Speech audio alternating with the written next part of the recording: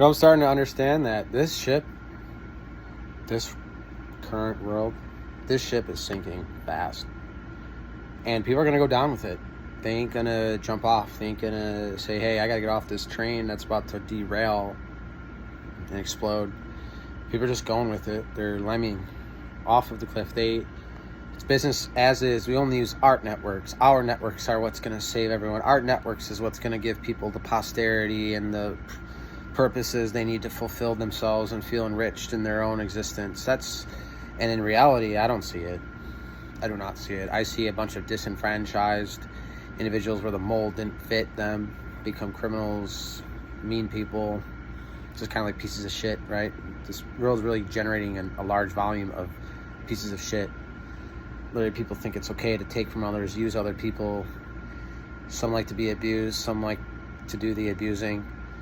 And it's Stockholm Syndrome to a T. I mean, if you think your voting is going to help relieve some of that for you, then you're just loving the captivity. You're into it. You love the binds and all the codification that comes with creating civilians, aka go look up the word civilians, find out where that shit came from, and you'll be like, oh my god, I can't believe they're calling people that. Yeah, it's pretty derogatory.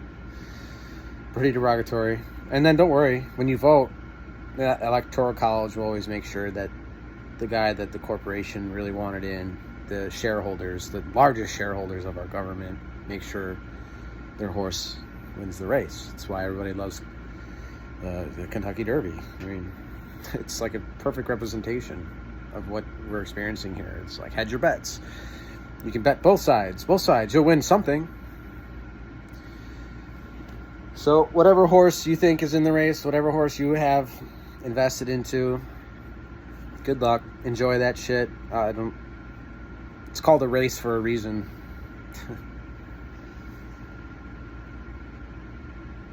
I can't believe it's like when you remember what it used to be like before you had a lord and you're actually in charge of yourself.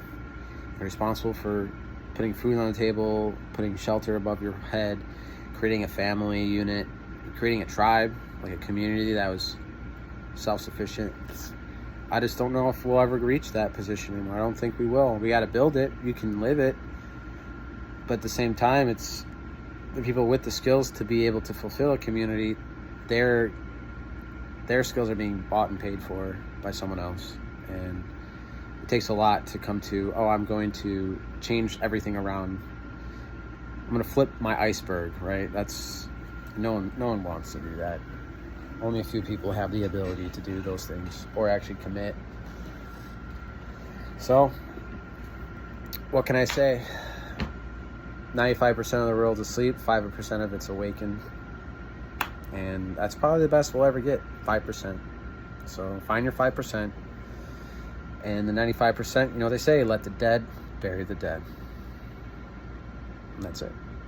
And that's what I'm coming to terms with. That's what I'm generating peace in my own psyche, in my own soul. And just understanding that it's just how things are. And everyone has their own time, their own place.